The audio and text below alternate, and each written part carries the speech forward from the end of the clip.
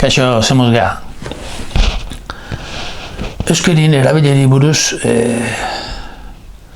gai asko, edo, adierazpenak sortzen nahi dira. Eskubide bat bestina horreti da, hola, horreko baten zaten hona, lana egiteko eskubidea, gara eskubidea, osatzegeago hemen, ez? Eta demokratiko nola egean, gehiengo irasiko, zondo. Gehiengo inusenti baldin ma, inusente herria osako dugu, eta oso ondo, Hore, esana da, ez? Milioika eta milioika eulik esango dute, ez, aukeran, jandezagun kaka. Hola gaude, oindala egun guzire, atatzezun berrian, dute azterketa batzuk eta dituzte hor, ikusten, ez, ikertzen ze gertatzen dan, eta arrazo larri baten aurrien gaudela, benetan, espaldin bakigu euskerin balio zertan dan, agertzen.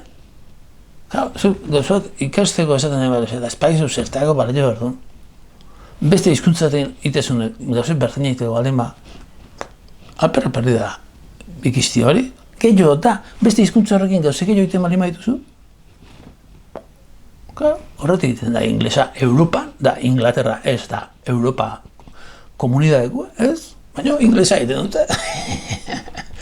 Hola hotxe mundua, eta ezkia konturatzen. Euskari bere balori bat du. Oin beste, Mari Carmen Garmendia esatezuna, Mari Carmen Garmendia esan euskara buru ibili dana, hor ospalditik gainea, eta euskara mundun. Eta esatezun, eskolan, unibertsiaden geldikoan hizkuntza bat izango ala, torkizuni.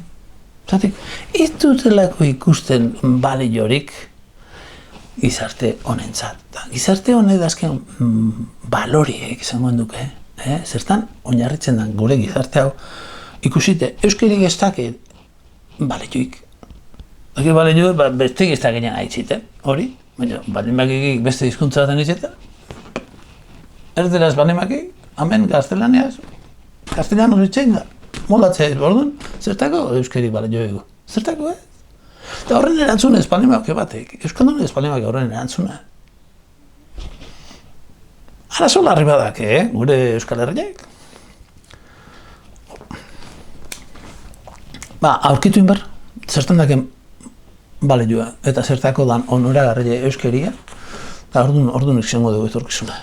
Eta balioan. Baina, holaxe gaude.